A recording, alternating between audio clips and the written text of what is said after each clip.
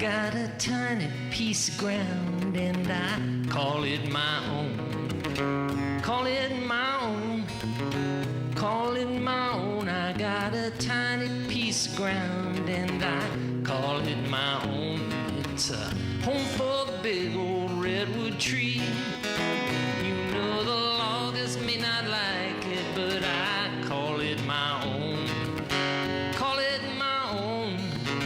Call it my own. You know the loggers may not like it, but I call it my own. And it's a home for a great big redwood tree. Good evening. Thanks for joining us again for another edition of the Eco Review. This is a live, hour-long journal focused on environmental issues impacting all of us in Santa Cruz County and the greater Tri-County area, as our panel will bear out this evening. Last program, this is a perfect coattail to last program, actually, because we had Regional CDF Fire Chief John Ferreira on, and the animal rescue team, the volunteers that did such a great job with the fires recently and saving all the pets at home. We talk about water frequently, we talk about resource issues, and air is one of those resources, let's face it, you gotta have that one, right? So we wanna look at how we can maybe improve the overall quality. Generally speaking, I think people think Santa Cruz has really clean air, but truth be told, it, just like all the other cities throughout the U.S. and around the world right now, are really facing some tough decisions about how we preserve and increase the air quality that we have. So we've brought in a really great bunch of people, some brand new faces and perspectives for us, and I want to introduce everyone here. Again, we invite you to call in, and our second caller tonight is going to be able to dine on us, so to speak, at Sandab's Restaurant in Scotts Valley. We have a $25 gift certificate for the second caller tonight with a question, so there's some sort of trophy to be won here, along with joining in an important discussion. And not to delay that, we have Judy Casada and Nicole Crane, who are co-chairs, actually, at Cabrillo College on the Climate Initiative Task Force. And Judy, Nicole, thanks so much for coming down to the station and for the great things that you got going on at Cabrillo. I can't wait to tell our viewers what you've undertaken and some of the background on why that's come about. So thanks for being here. Oh, you're welcome. Thank you. We have Ross Clark. Ross, first visit with us, and you're actually sort of a new man in your post. You've taken on quite a big role there within the city of Santa Cruz, and as the Climate Change Action Coordinator, I know there's a lot on your plate. And presently, yes. I think sometimes people, we all think we have such a pristine environment here that there's nothing that needs to be done, and why worry about these sort of things? But it'll be interesting to see what kind of you're coming up with as top level concerns and what the first things your organization, the city, wants us to address within correcting behaviors and protecting our environment. And then giving us a little broader and sort of regional perspective to this whole issue, we have David Fairchild. And David, you're the Transportation Air Quality Planner at Monterey Bay Unified Air Pollution Control District. Amazing. So it's a mouthful. You'll see that up on our title bar. But David's role is actually really fascinating, and it's quite germane to all of us here on the panel this evening. So what I thought we'd do is come back to Judy and Nicole for a moment and look at how locally organizations are viewing climate change as an issue, and then see how we're working up with the agencies that we have available, the insights and power that the agencies have, and then looking at the budgetary aspects of that, how we're going to get programs funded and what kind of programs are apt to be funded. So back to you guys. Now, tell us a little bit about Cabrillo's joining the presidential climate change. Well, before Nicole gives an overview, I just want to thank you all for providing just a great community service. This is such a resource, and I hope everyone will support it in every way that they can. It's a gem, and there aren't many around. Oh, well, thank you so much. We're delighted to have you down. And Nicole has an overview of what our president, Brian King, has gotten us into, which is really exciting and scary at the same time. And we're real proud of him and the governing board because they signed on to a climate commitment, which commits us to take action. We've got to do some things, and Nicole's going to kind of give you an overview of what we signed on to at Cabrillo. Well, the President, Brian King, signed a national effort called the American Colleges and Universities President's Climate Commitment. That's another mouthful. ACUPCC. And currently more than 530 institutions of higher education across the country in all 50 states have signed on to this effort to do two things, really, in a broad sense. The first is in the institutions themselves, to develop plans to reduce their own carbon footprints. And that, of course, serves to not only be more environmentally sustainable, but also economically, right? So there's an economic driver as well to reduce costs to the institution.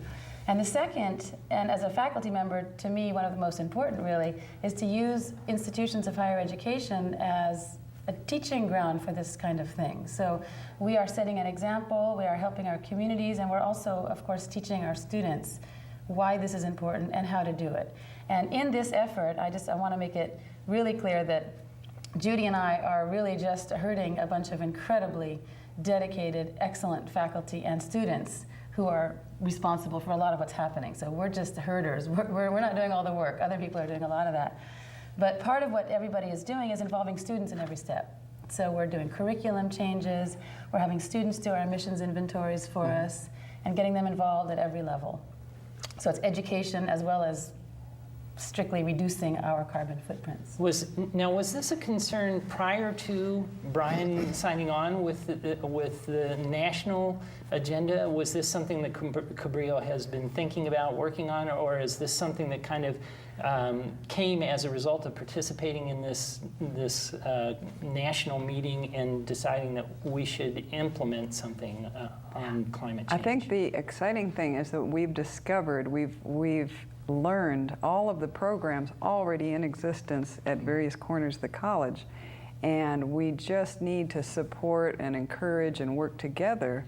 But I was amazed at the things already going on, and a lot of it is initiated by the students. They don't want to see the food scraps getting thrown away. Then they started in cooperation with the County of Santa Cruz, some efforts to the composting programs compost the food, thank you. And we're just learning, because we've just formed this task force in February, first of all, what is already in place and not reinvent. And I know Ross is mentioning, let's cooperate among the institutions too, because we're all needing to do things like an emissions inventory. That's never been done at Cabrillo. Although various departments have to do reports, for example, for trash and how many pounds we're producing and all that, but we now need to have a baseline so we know if we're improving.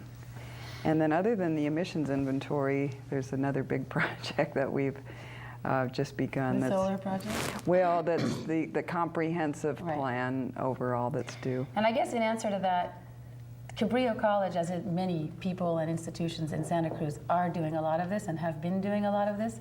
What this does for us is allows us to create this framework, to pull it together, identify exactly what we are doing and what we aren't.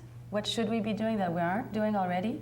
And where should we put our efforts to make sure that it's all happening in a way that makes sense, it goes towards a common goal. So there's a lot of stuff that's been going on, great stuff that's been going on. And this is allowing us to collect it all and really see where it's going and help direct it. Yeah, that's tremendous. So there is, through the organization, some sort of basic guidelines, things that each school should be addressing. Maybe it's food waste, maybe it's energy use from leaving the lights on in the dorm rooms or that sort of thing, or in classroom, those sort of issues. All of those have been designed by the group as a collective, and then each of the schools is running programs to try and meet the challenges. Well, I think it's a really good question, and that's where we can use, I think this is why this is such a great thing to get together. Yes and no, because yes, the group has come up with a list of things that should be done, including an emissions inventory. And yes, they have provided links to emissions inventory frameworks and given us examples of other colleges that have done emissions inventory. So yes, all that is there.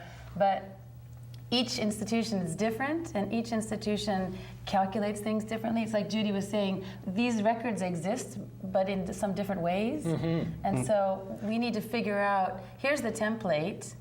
What do you think is the most important thing on this template to go after? Because there's a billion things on the template. We can't possibly get them all done. And so where does our biggest footprint rest? What are you working on? What should we be working on? How can we come up with a collective idea of our footprints and how we can reduce those? So it's sort of, yes, it does exist, but also we have to really build our own. Well, I think that's really interesting, and the bell it rings in my mind is the lead standard, the architectural standard for building, and maybe we can get to that a little bit here as we get Ross kind of introduced to this dialogue. It's interesting, Ross, do you see other organizations and businesses within the community that are trying to develop these kind of green, and is that part of your charter to help them focus on these issues? Or? It's definitely part of my charter, and I am seeing a lot of people interested in this. We're working with the University of California here at Santa Cruz. The other cities in the county are all struggling to build programs, not only because of some of the state mandates, but also because they're very interested and concerned about climate change. We're all struggling. It's the first couple of steps. It's unfortunate that we didn't start this 10 or 15 years ago, but which means that we have to be active and we have to get things started very quickly. That are effective. That are effective. Yeah. But there is lots of interest, and everybody knows and is passionate about the topic, at least here in the Santa Cruz County. So that's the first step, and that's really wonderful.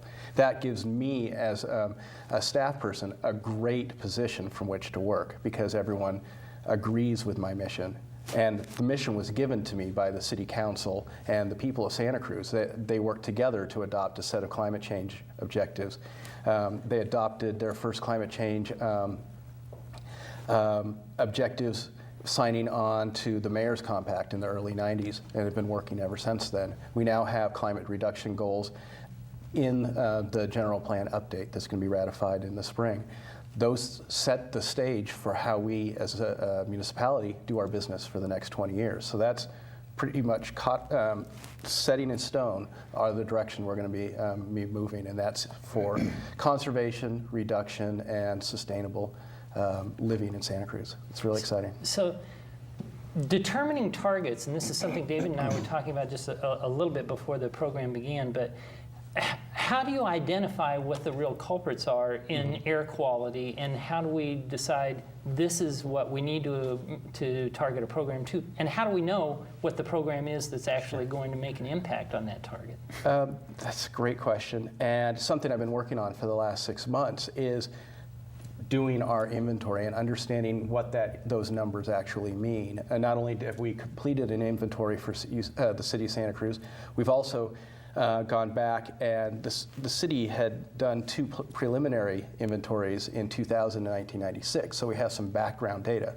The idea was to understand what the trajectories of our emissions over time has been, and we're getting to that point right now. But once we have those numbers, then we really have to be able to determine what we can do to reduce them. Having a trajectory and understanding what programs we've implemented in the last 10 years is really valuable information. Unfortunately, the city of Santa Cruz has been doing efficiency and conservation measures since the mid-'80s. So we have a track record, and we can actually see in the data the response of some of those. For instance, capping our landfill and using the methane generated from the landfill to generate electricity is an incredible value to reducing greenhouse gases, and it's generating fairly green electricity to go with it. And we've been doing that since 1989. We've also, as a community, increased the amount of recycling since the mid-'90s, and we've seen incredible reductions in the methane generated from our landfill because of those measures. So we can see in the data the response. That helps us understand where the causes are from our emissions, and then what the responses are to focus our future efforts. I was talking to someone about waste gasification the other day, and it was interesting because I was trying to explain what that process was to this person, and she looked at me very calmly and said, well, isn't the answer to cut back on the waste rather than try and develop the plant to use the waste better? And I went, that's kind of the kind of thinking we need right about now. It's let's look for some simple things on there. But that's really interesting, and I wonder, can you define inventory? When you say you're running the inventory, what are you looking for? Well, it's a good question, because there are different inventories. Many cities in the Monterey Bay and in the Silicon Valley are doing inventories right now, specifically around the emissions associated with the municipal operations. How the city provides services to the community, either through the emissions from their fleet cars and their trucks, et cetera, their buildings that they own. We as a city have a water department and a wastewater treatment facility which generate emissions and use electricity as well. So they're all doing those. Now that we've completed our inventory for the third time for those emissions, we can see where to cut and how those cuts actually save the city money, because, as you mentioned earlier, a lot of these emissions reductions also save thousands to hundreds of thousands of dollars in electricity use from the municipality. So once we have those numbers, then the next questions are, what are the residents and what are the business and industries emissions? And those are primarily looking at PG&E records, natural gas and electricity. So electricity use is kind of a baseline for the gauge for air quality? It's for emissions as far as carbon dioxide emissions. There are local ones from our cars and from our treatment facilities, et cetera. And then there are the off-site emissions that come from using electricity. The emissions are from Moss Landing or some of the other power plants, which contribute to the air quality and the climate change impacts. But they're translated to the city residents and services because we use the electricity here. Reductions here lead to less greenhouse gases and pollutants in Moss Landing and the greater California.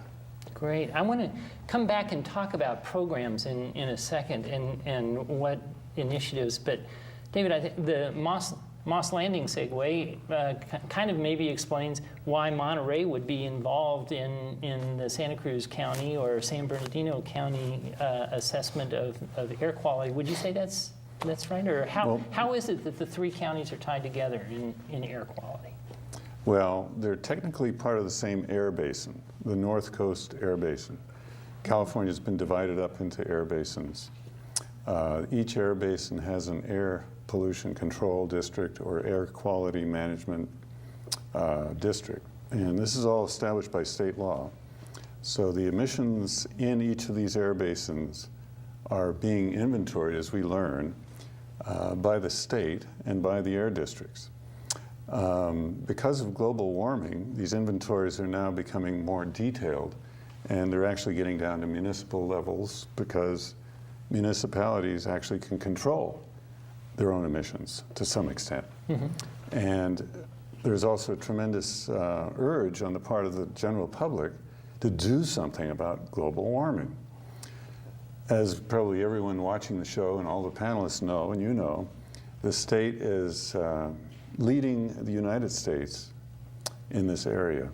We have a state law called AB 32, quite well known, which is actually setting targets for emissions reductions of the pollutants that cause global warming. And all of the work that takes place at our level, at the local level, of the three counties and the air basin, Santa Cruz and the cities and the universities, is essentially going to feed into a statewide effort to get greenhouse gas emissions down. Because if we don't, we're going to lose our water supply, we're going to lose our agriculture, we're getting into serious trouble. And it's important to realize that. So our function in the Air District is to try to orchestrate those parts of this puzzle that we have some jurisdiction over. And believe it or not, we don't have very much. Yeah, I do believe. Most of it resides with the state. For example, AB 32 does not mention air districts, doesn't mention air basins. It's entirely a statewide effort. It's done from the state top down. There's no local community, cities and universities have no role in reducing greenhouse gas according to that law. The state seems to think that it's going to do it all from the top. That probably will change as we get into this. It's seemingly a doomed method of solving the problem.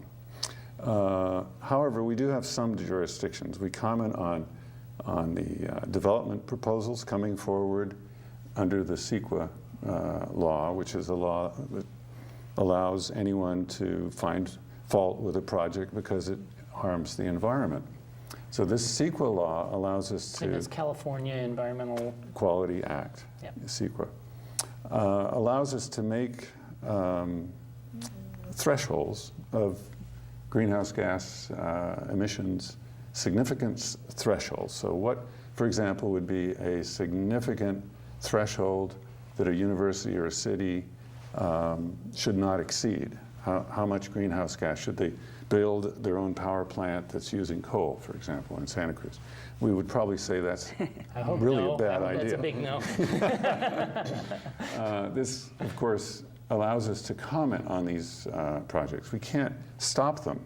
It's only the lead agencies, the cities, the universities, who can stop a project that's going to cause greenhouse gas. But we can say, you shouldn't do this because it's going to exceed a threshold.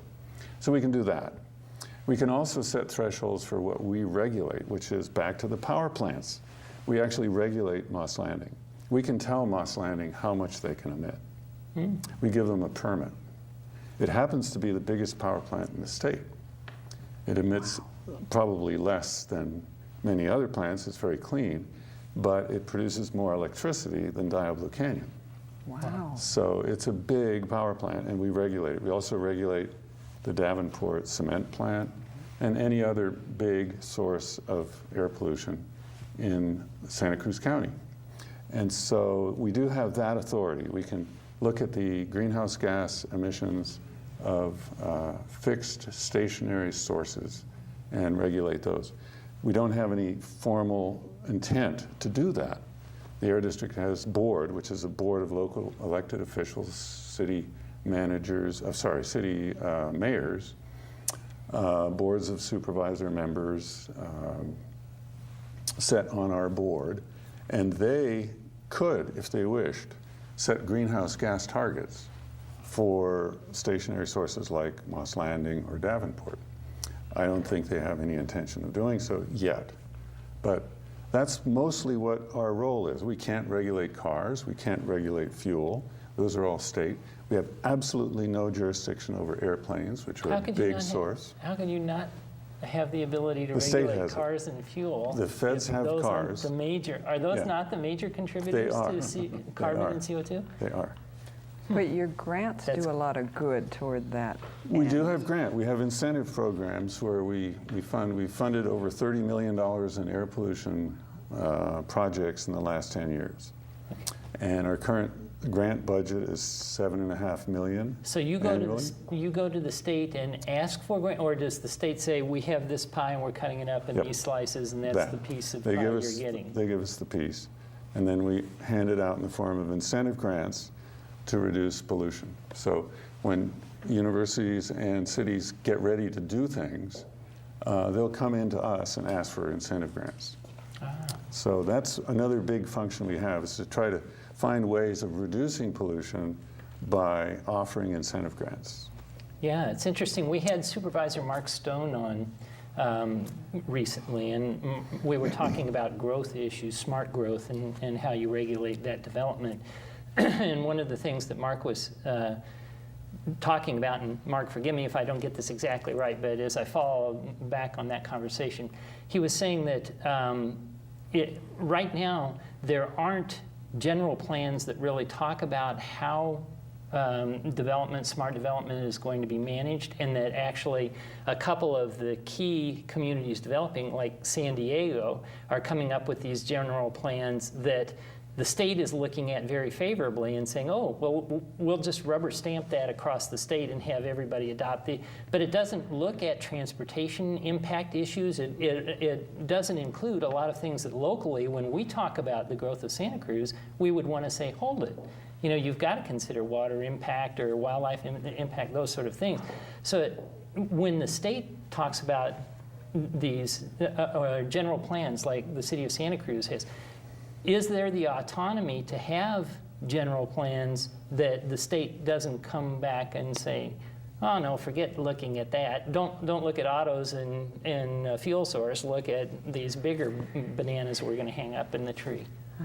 Well, actually, it's sort of the other way. This current state attorney general is an active participant in the greenhouse gas dialogue. He's actually gone way out there in the form of very strong letters to the county of San Diego is one, and I think San Joaquin County is another, where he says, this project that you're intending to approve has all kinds of greenhouse gas issues, and you need to change your approval. So great. The state is getting quite involved in trying to impose a certain amount of greenhouse gas consciousness on the part of lower jurisdictions, cities exciting. And counties. We do have a caller, and I'd like to get our caller on the line. Ray, are you there? I think you're hanging in there. Ray, can you hear us? Oh boy, can you hear me? Oh, there we are. Oh, all right. Loud and clear. How are you, Ray? Fine, thanks. How are you? Just great. Have you a comment or question for the group tonight? Yeah, a question, and I guess I would go to Dave and Ross a bit, because I'm wondering, you know, exactly where it stands, the grant that was issued for the ethanol plant, I mean the ethanol station, and where that whole thing stands right now, because it seems like it's dragging along at a snail's pace here. I thought we would have had something going by now, but I just wondered if they could give us an update. Oh, great question. And if we don't get another caller, I think we're going to, but if we don't, you're our gift certificate winner. So we'll get back to you in a bit here. Ray. Right. Thanks for the call. Thank you. He was David? asking specifically about the grant? Well, I can tell you about the grant, but I don't know if the latest status of it, Ray. The grant was to fund an ethanol station in the city of Santa Cruz. Okay. To provide E85 or even E99, which is pure ethanol, of course adulterated so you can't drink it, and it would be then used in cars. And the purpose of the grant was to encourage a fuel that is, in fact, a better fuel for greenhouse gas emissions than gasoline. And we funded the grant, I think, at $178,000, was it last year? I believe last year. And I don't know where it is, how far along you've gotten with it. Well, my understanding is it's stuck somewhere in permit review. Is that correct, Ray? Is he there? I think Ray He's left there. us, He's but gone. I understood the city had there was a site for this. Yes. And there was state funding approval for it. Correct. So well, the city of Santa Cruz is an active partner in the development of this project. It is unique, it is new, and there are all kinds of planning issues associated with any kind of development. So they have to go through a certain planning review. Where in that process, I personally don't know. who would be heading that up? It's in redevelopment. In redevelopment. Yeah, it's not in the city, Well, it's in redevelopment. So if there were an ethanol, and I guess it's kind of frustrating because here we had the biodiesel station in Santa Cruz that was forced to close recently, and I know there's been some talk. I had someone mentioning to me that there was talk of someone coming in from the outside that's doing these projects sort of scattered around the state, and they'll get the grant funding, co-locate an ethanol station at a gas station or something, and then down the line, there's the probability that they're going to wind up with this network of what do they call that when you can switch back and forth between gas? Dual fuel. Dual fuel station sites. Yeah. And they would take that network then and sell it to Exxon or Mobil or whoever the big gas companies are. So would the state fund projects that have the possibility of coming back to private enterprise and paying the guys that are actually were trying to get away from using their fuel ultimately?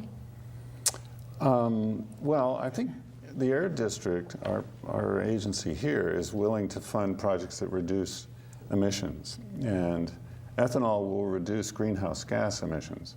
It doesn't reduce conventional pollutants, but it does do, especially if we were to lower the tariff on Brazilian ethanol, we would be able to really do a good job. One of the problems with ethanol produced in the US is that it's based on a food grain, corn or soy, but mostly corn. And in so doing, it kind of causes problems, and it increases the price of food and things like that. So we would much prefer to fund ethanol that was produced from sugarcane.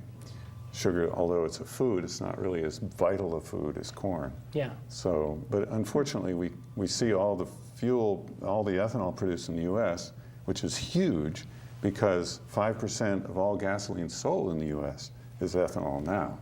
It's used as an oxidant. It's part of the way of dealing with the MBTE problem. That we used to put Right. in the gas that we found out was eating up all our pipelines. Now already you're lines. using ethanol. It's in all gas. And so that ethanol is being produced with corn. And it's not a good way to produce ethanol. No, there are a lot better. We've had people on, David Bloom, for instance, talking about the better way and the smart way to make ethanol. We have I think Ray, Ray, are you back on the line here? Supposed to hang up after that. Oh. It sounded like there was the question was being dealt with, so I split. But oh, Ray, you're back. Yeah, but one thing you just said was that the biodiesel station was forced to close, and well, unfortunately that's true. It's a hard business, and our overhead managed to stay larger than our income for the 5 years that I've done as Pacific Biofuel being a corporation. We basically lost our shirt. But the station is open and selling fuel again under a new name with new management and new owners.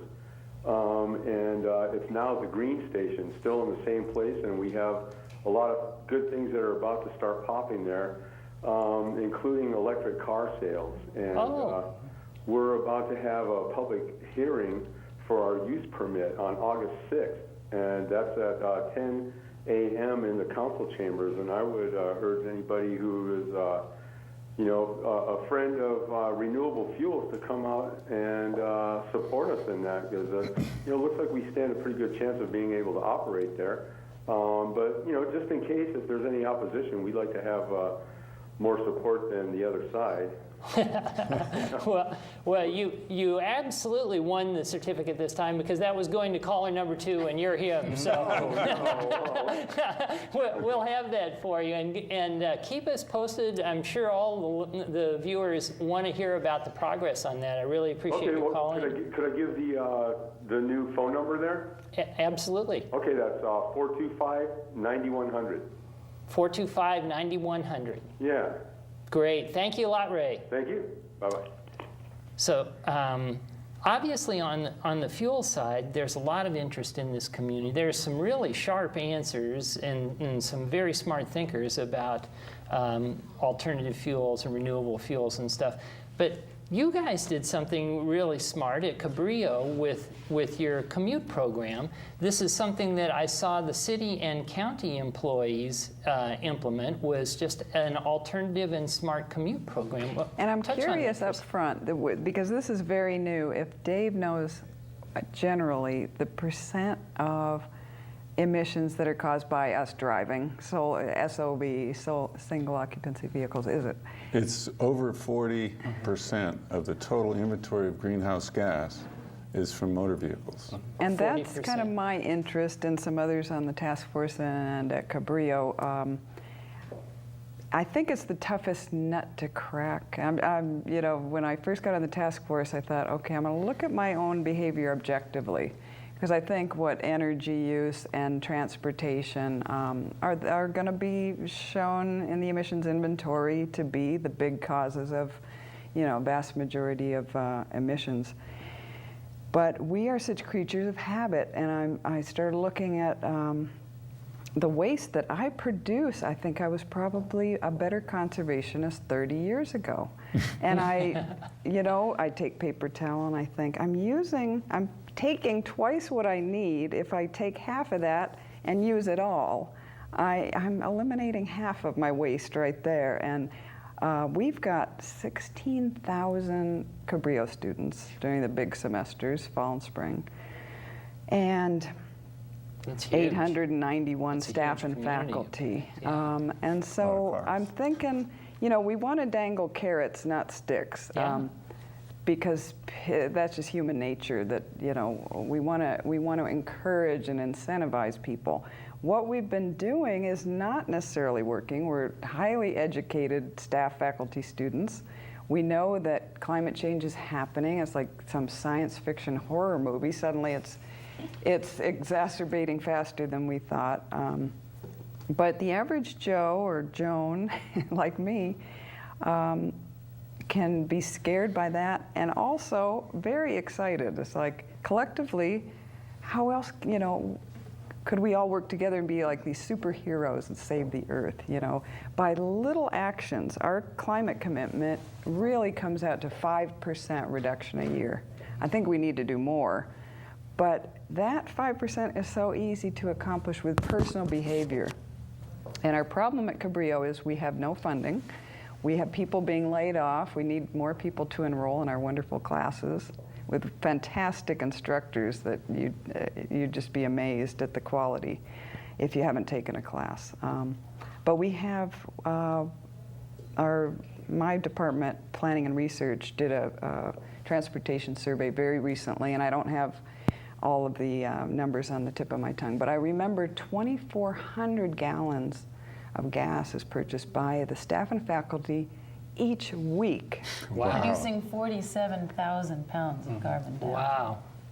That's just the staff. So at If our you first, can impact that, if you can cut. and that's not even, we haven't even analyzed the student data yet, but the first task force meeting, there was a fellow there, very soft-spoken local guy named Paul McGrath, who, it was like this silver platter, and he said, I've designed a program, it's a web service to incentivize people who use any kind of alternative transportation other than single occupancy vehicle. So someone like me, I try to bike most days. You go on and you can offer a ride, ask for a ride, or just collect points, and it's a lot of fun. So every day you can put it in, and it's like getting additional raffle prizes or raffle tickets toward prizes. This is right. And it's called, yeah. It's called Ride Spring. Yeah.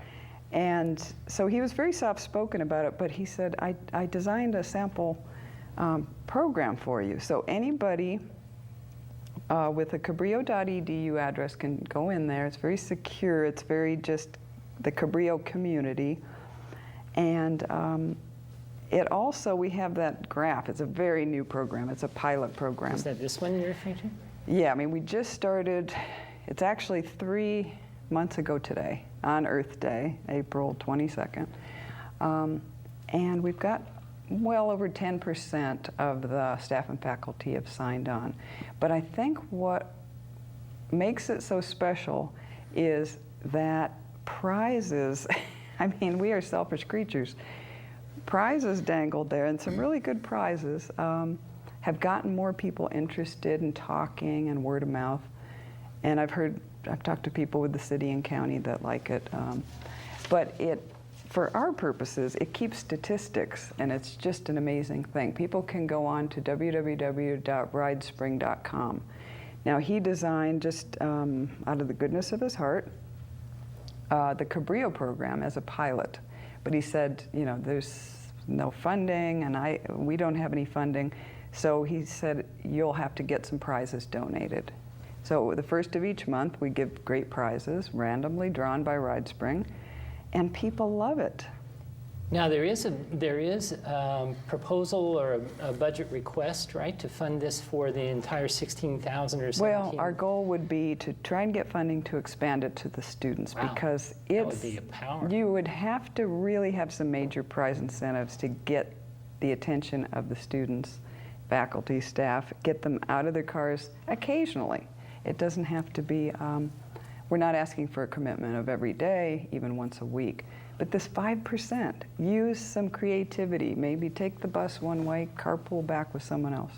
So it's also, the main advantage of it is that it's a carpool system that is within just the Cabrillo community. So large organizations or businesses can, work among themselves. There are others that are in existence, but I think the prize really incentives. Exciting program, and I know the city and the county have both done well with it. We have another caller on the line. I would like to get actually a couple of callers on the line, but Jeannie, are you with us? Can we get you on the call? Yes, I am. Oh, I'm sorry a big to keep fan you of with- all of you guys. You're just so great. I'll tell you, Joe Jordan at Cabrillo College taught me so much. And one of the teachers that he brought in is David Bloom on ethanol. And from that, I've kind of taken it in all kinds of directions. I have about 6 or 7 investment groups putting millions of dollars into the research around using algae for ethanol. You want to know something? They don't agree. Not one of them is doing it the same way. So one of them is going to be right, I pray. And I'll tell you, the good news is that not one of them is consuming either our good lands for farming. They're not taking away from food.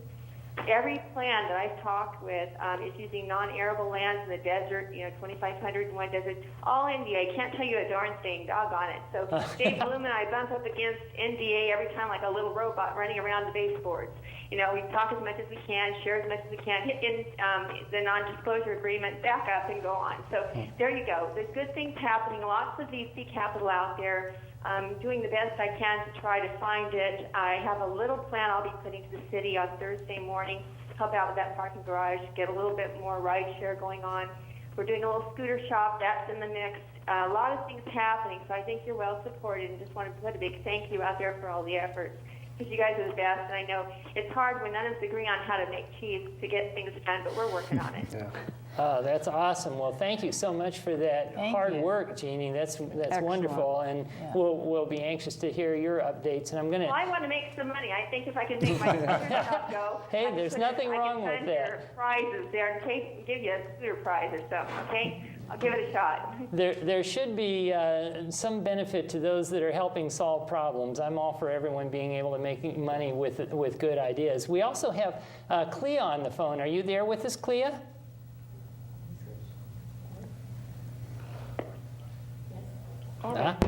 Oh, it's the magic of community TV phone. We're going to have you back in just a moment. I'm sure of that. Our team works so well.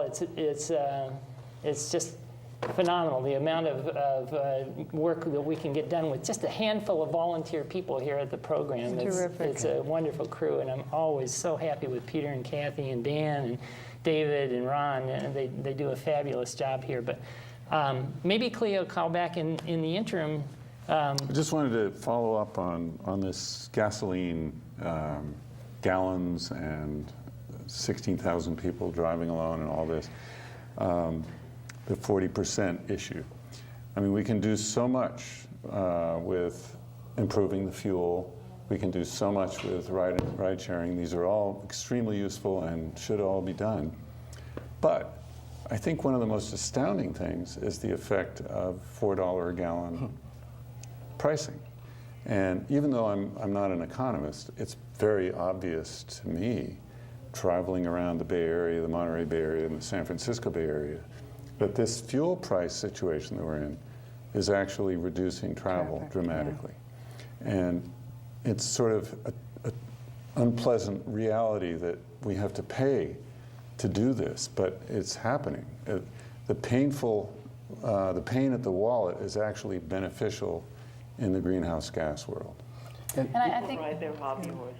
I was going to say that I think we know that there's going to be economic forces, behavioral forces, regulatory forces, and it can't be done unless all of those forces exert force. That's right. And they are. And I think that each one alone will not have the effect we need. And I think one of the great opportunities, I know it's a problem that our task force at Cabrillo isn't funded, as most of the university's programs are not heavily funded. In a way, it's also an opportunity, because our opportunity is to get this work done through behavioral changes and through education. And so that's I think where our push can make a difference. And we're talking about generations, and we're all influenced, of course, by our generations and our parents. And we have an opportunity now of creating a generational change, which is really, because through economic and other forces, is the only way that it's going to happen. They're going to change their kids, and they're going to become our policymakers, they'll become our leaders, and this will make the real change.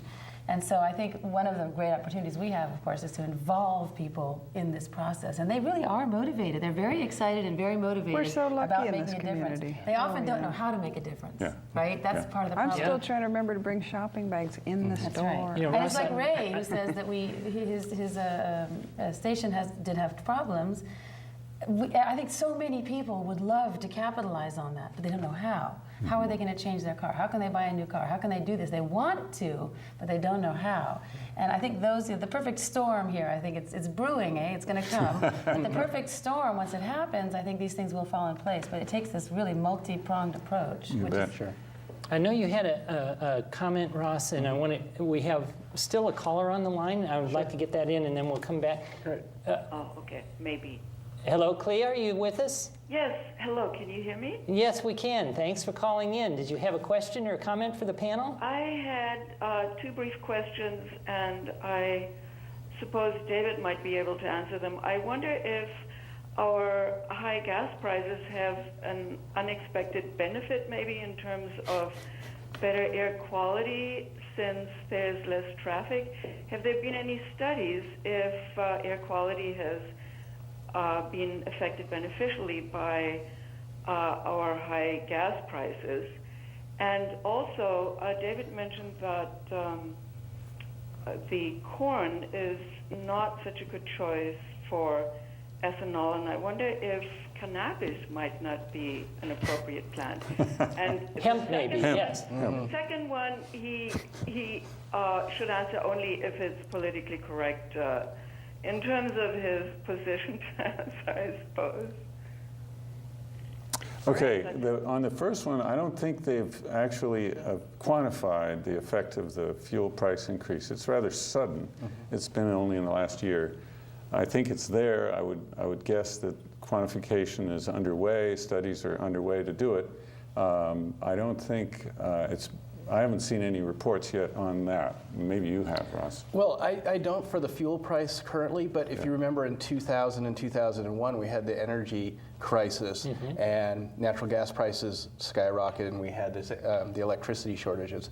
Prices increased and people's awareness of conservation increased. No, they're speaking to my question. Yeah. So it's not directly associated with that, but the combination of the cost and the understanding that conservation was an important thing to be doing as a community decreased emissions in Santa Cruz County by 13% from electricity and natural gas. So that was a direct response to an understanding of an environmental issue. Yeah, the higher prices. The higher prices in 2000, 2001, as Ross was just pointing out, did cause people to become more aware. And unfortunately, that's a circumstance we see today. A lot of people are complaining about, they're mad as hell about the pump prices of gasoline, and that makes them think, well, maybe there's something else I can use. And fortunately, there's people like David Bloom or other thinkers that are coming up with biofuels and solutions that are affordable, are clean, are renewable. There's a lot of different ways to produce it, so that's a great way to go. Hemp might be an alternative, but I know if you've ever looked at David Bloom's book, which I was fortunate to get a copy of a number of months ago, there's some 25, 30 crops that he mentions in there that are far more productive than corn. So I think you're right. Every dark cloud has that silver lining. Including hemp. Including hemp. Well, it sounds like the time is very ripe for us to help people get out of the SOB habit, stop being an SOB, and help them if they want to carpool, or help them figure out. Some of these comments, I remember when we asked, should we try to expand RideSpring to all the students? And they say it's too easy to just get in the car and go. People need encouragement and rewards to use alternate means of transportation until they get accustomed to it. So we're just creatures of habit, hop in the car. We need to just start thinking differently and get the bus schedule. Well, and that's an interesting segue to a program we've just started in Santa Cruz, which is the climate action teams. And one of the ideas from a lot of people when I started this position was, we want to do something, we just don't know what.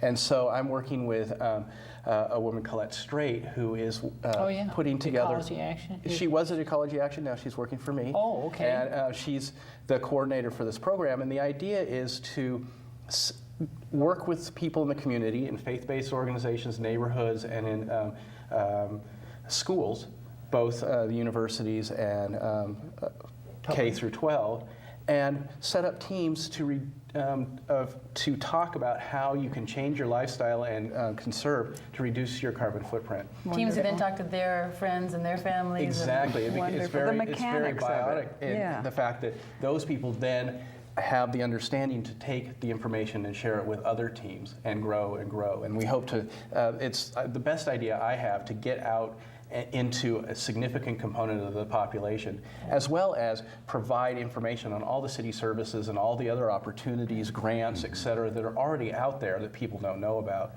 And it's something that we can tailor to different audiences, you know, fourth graders, university, et cetera. We can learn a lot from that because we've got the classroom setting and, you know, can integrate. It's what Dave was saying earlier, that the top-down approach will likely not be the most effective one. I mean, there has to be some of that, but this is the kind of thing that really changes people's behavior. It's a grassroots, organic level. In their own workplace, in their own community. Exactly. Because people need to know what they can do, and a state regulation isn't going to help them figure that out. No, but we have a whole program to set up to talk about how you can change your lifestyle and conserve to reduce your carbon footprint. Teams who then talk to their friends and their families. Exactly. It's very biotic. The fact that those people then have the understanding to take the information and share it with other teams and grow and grow. And we hope to, it's the best idea I have to get out into a significant component of the population, as well as provide information on all the city services and all the other opportunities, grants, et cetera, that are already out there that people don't know about.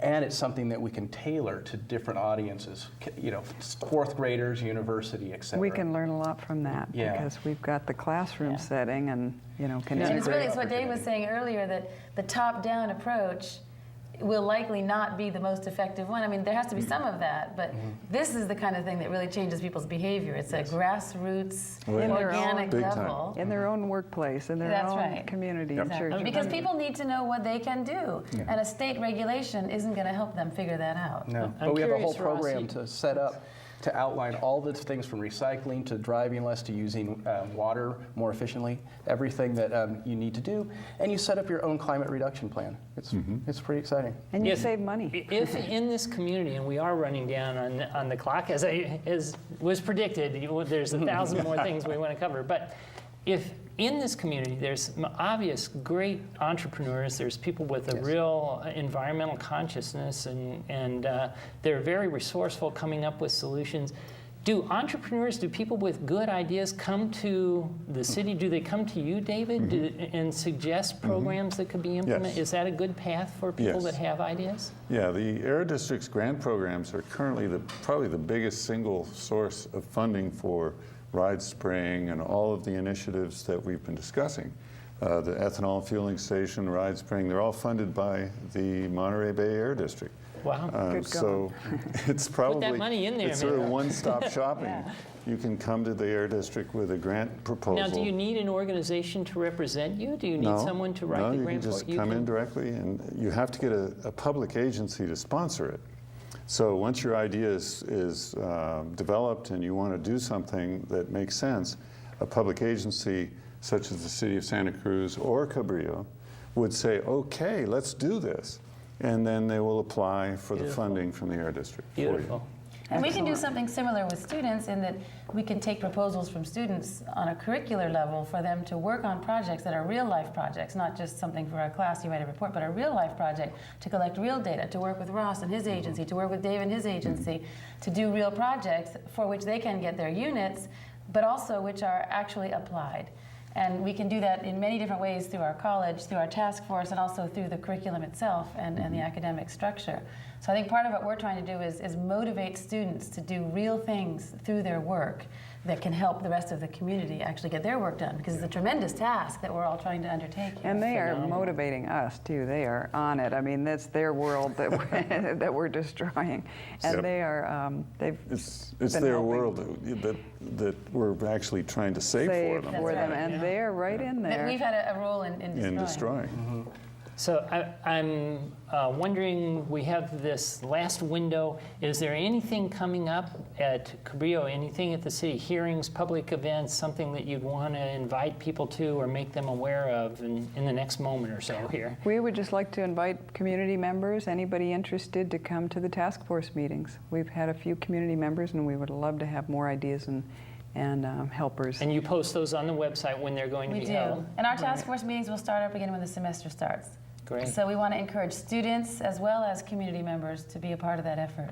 Okay. And we have 2 climate change team meetings coming up that'll be at the Loudon Nelson Center in August 16th and September 13th. If the people want to get more involved in setting up climate reduction teams of their own, this is a great place to come, learn all about the program, and sign up to help. Where is that schedule posted, or is It'll be on our our climate reduction website, which is 30x20, 30% by the year 2020. Oh, yeah. .org. Great name. Excellent. Yeah. That's good. David, public Well, we hearing? have a website as well. It's my agency's acronym, MBUAPCD.org. And on that website, there's a grants page, which has a description of all our grant incentive programs. And I welcome anyone to go there, look at them, and see if they can come up with ideas to reduce greenhouse gas. Well, I want to thank all of you, Judy, Nicole, Ross, David. You're as our caller pointed out, doing a fabulous job and helping this community clean up itself. And all of us have a role in there. All of us have something that we can do. So thanks for tuning in. Tell your friends and family. This will be on Tuesdays and Fridays, 6 p.m. and 11 p.m. Until our next live program. So thanks for joining us, and let's all keep the nose to the grindstone and get this good Right. job done. All right. Thank you, Tom. Good. Thanks. Thank you, Tom. Thanks, Thank you Tom. for Yes, thank you. having this and allowing us to do this.